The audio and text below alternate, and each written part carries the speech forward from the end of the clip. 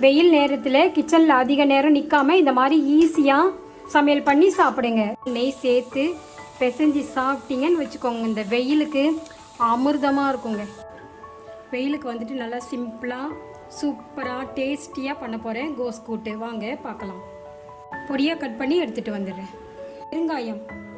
பெருங்காயம், வெங்காயம், பச்சை மிளகாய், தக்காளி சேர்க்குறேன். விட மாட்டேங்குது.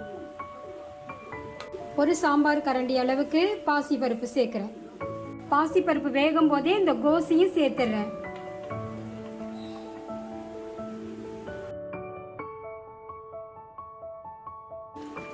தேவையான உப்பு சேர்த்துடுறேன்.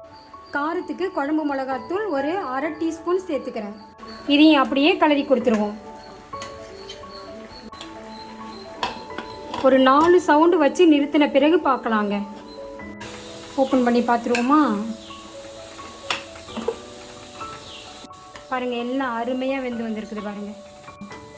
கொஞ்சம் இப்படி நம்ம கலரி கொடுத்துடணும்.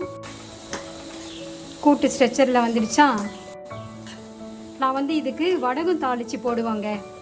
நல்லா இருக்குங்க. கூட்டுக்கெல்லாம் வடகம் வந்துட்டு பொரிச்சு போட்டு சாப்பிட்டிங்கன்னா சூப்பராக இருக்கும்.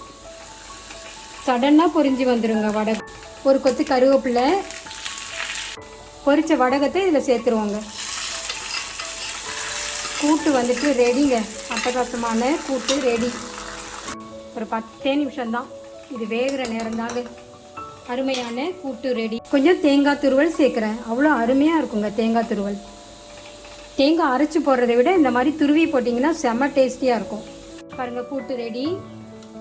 நல்லா குழஞ்சி வெந்திருக்குது பார்த்தீங்களா? நல்லா சுட சுட சாதத்தில் ஒரு கரண்டி கூட்டு சேர்த்து நெய் சேர்த்து பிசைஞ்சு சாப்பிட்டீங்கன்னு வச்சுக்கோங்க, இந்த வெயிலுக்கு அமிர்தமாக இருக்குங்க.